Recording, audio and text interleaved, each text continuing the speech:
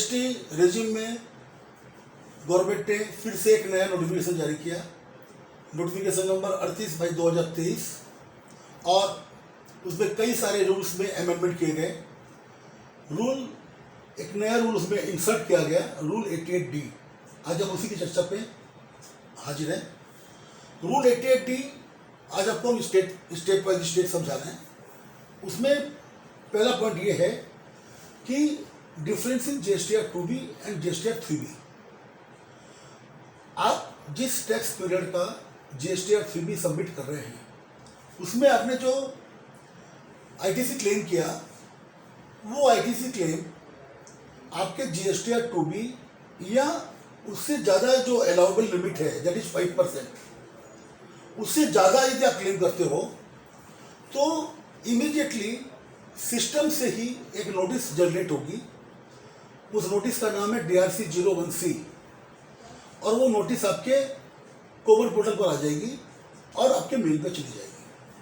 और उस नोटिस पे ये लिखा रहेगा कि भैया आपने जीएसटीआर 3B में एक्सेस इनपुट क्लेम किया है जो अलाउबल नहीं है, वो आप इमीडिएटली पेमेंट कर दीजिए,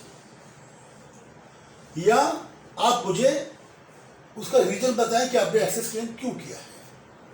ये पार्ट ए है DRC 01C का, और आपको जो रिप्लाई देनी है वो DRC 01C के पार्ट बी में देनी है। पॉइंट नंबर 2 पे आते हैं अपने। पॉइंट नंबर 2 क्या बोलता है? पॉइंट नंबर 2 बोलता है कि आप एक्सेप्ट करते हो कि आपने जो इनपुट क्लेम किया है वो एक्सेस है, तो आप इमीडिएटली विद इन 7 डेज उस पूरे एक्सेस इनपुट को इंटरेस्ट के साथ पेमेंट कर दें। और पार्ट बी में एक रिप्लाई का कॉलम है, उसमें आपको DRC 03 की डिटेल भर देनी है। DRC 03 से भर के और आप उसको सबमिट कर दें, आपका काम खत्म हो गया। अब मान लीजिए कि आपको लगता है कि नहीं, हमने जो क्लेम किया वो सही है और ये जो नोटिस आई है ये गलत है, तो आपको क्या करना होगा कि आपको जितना क्लेम आपका गलत लगता है उतना पेमेंट कर दे, यानी कि डिमांड का पार्ट पेमेंट आप कर दो विथ इंटरेस्ट। और जो क्लेम आपको लगता है कि सरकार ने गलत क्लेम कर दिया, मुझसे गलत डिमांड कर दी, उसका जो आपने एक्सेस आईटीसी क्लेम किया उसका रीजन बता दो। वो रीजन बताने के लिए भी पार्ट बी में ही अलग से जगह बनाई हुई है, आपको वो फिल करना पड़ेगा और वो उसको सबमिट करना पड़ेगा। अब मान लीजिए, अब आते हैं पॉइंट 3 पे। पॉइंट 3 क्या बोलता है कि पॉइंट 1 में सरकार ने आपको नोटिस भेजी कि भाई ये पेमेंट करो या रीजन बताओ। पॉइंट 2 में आपने पेमेंट कर दिया या डिटेल दे दी, रीजन बता दिया।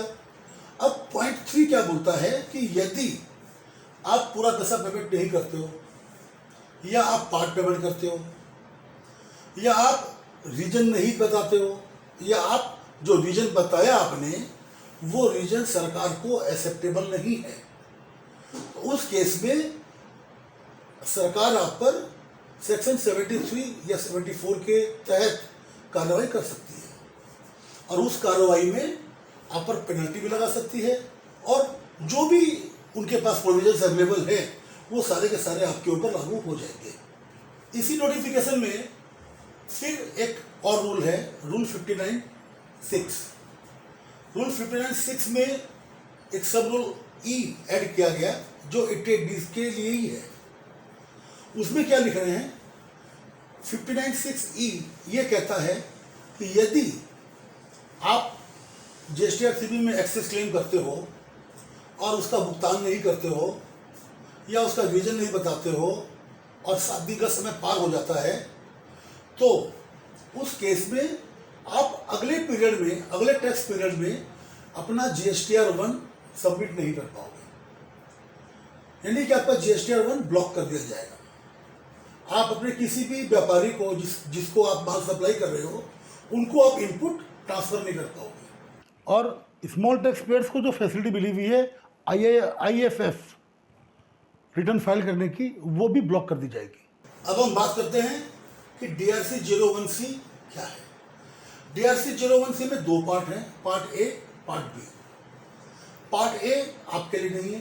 पार्ट ए सिस्टम से जनरेटेड वो नोटिस है जिस नोटिस में आपसे गवर्नमेंट एक्सेस इनपुट अवेलमेंट का डिमांड कर रही है और आपको ये बोल रही है कि या तो इसका पेमेंट करो या आप इसके रीजन्स बताओ। और पार्ट बी ये आपके लिए है। अब पार्ट ए आपको मिल गया इलेक्ट्रॉनिकली ऑन कॉमन पोर्टल और आपके मेल पे, पर आप जब रिप्लाई करोगे पार्ट बी में तो आपको केवल कॉमन पोर्टल के थ्रू ही करना है। तो पार्ट बी में पहला पॉइंट है कि आप एक्सेप्ट करो कि आपने गलती से या जैसे भी एक्सेस क्लेम कर लिया और आप उसका भुगतान करने को रेडी हो, तो आप इमीडिएटली उतना पैसा, उतना एक्सेस क्लेम इंटरेस्ट के साथ पेमेंट कर दीजिए। वो भी आपको DRC-3 के थ्रू जमा करना है और उस DRC-3 की डिटेल आप पार्ट बी में फिल कर दो और फिल करके आप पार्ट बी कॉमन पोर्टल पे जाके जमा कर दो, तो आपका काम खत्म हो जाता है। लेकिन आपको यदि ये लगता हो कि नहीं, हमने जो क्लेम किया है वो ओके है, वो सही है और ये जो डिमांड आई है ये डिमांड गलत है, तो सरकार ने भी सोचा है कि भाई कुछ रीजन्स ऐसे हो सकते हैं जिसके कारण किसी टैक्स पीरियड में व्यापारी ने ज़्यादा क्लेम किया, तो उस रीजन्स की डिटेल सरकार ने पार्ट बी में दी है।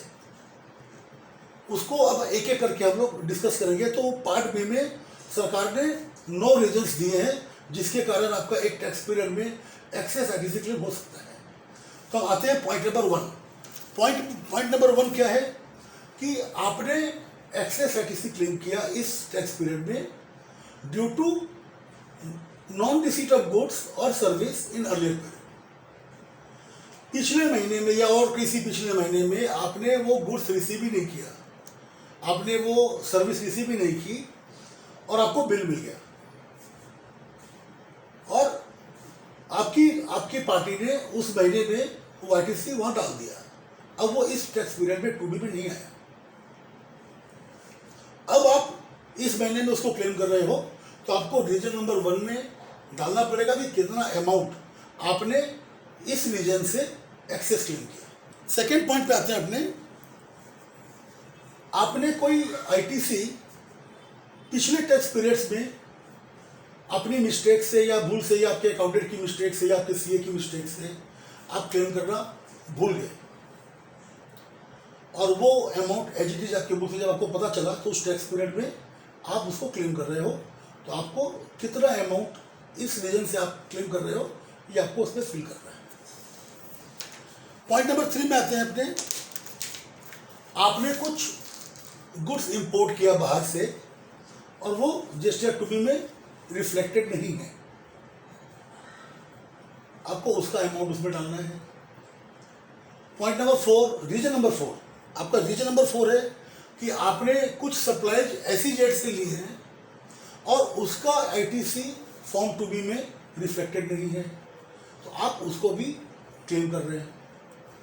पॉइंट नंबर 5, आपका रीजन नंबर 5 कि आपने पिछले टैक्स पीरियड्स में जब आपको कोई ITC रिवर्सल करना था तो आपने भूल से ज़्यादा टैक्स रिवर्सल कर दिया और जब आपको पता चला तो आप उस एक्सेस रिवर्सल के बचे हुए हिस्से को आप इस महीने में क्लेम कर रहे हो, तो आप उस रीजन में उसको दे सकते हैं। रीजन नंबर 6 में क्या है कि आप जब किसी से माल खरीदते हो तो आपको 180 दिन के अंदर उसको पेमेंट करना होता है और आप जिस समय आपको बिल मिलता है, इनवॉइस मिलता है, आप इमीडिएटली अपना इनपुट क्लेम कर लेते हो। बाई द वे पिछले कुछ महीनों में यदि आपने पेमेंट लेट से किया और आपने अपना ITC रिवर्स कर दिया था और अब आपने पेमेंट कर दिया है तो आप उस रिवर्स्ड अमाउंट को इस मंथ में क्लेम कर सकते हो।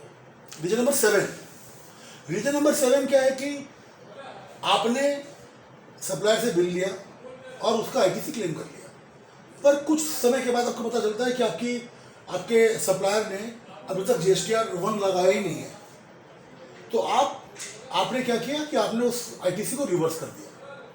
लेकिन फिर इस वक्त यदि आपका सप्लायर अपना रिटर्न लगा देता है तो आप उस रिवर्स्ड ITC को फिर से क्लेम कर सकते हैं।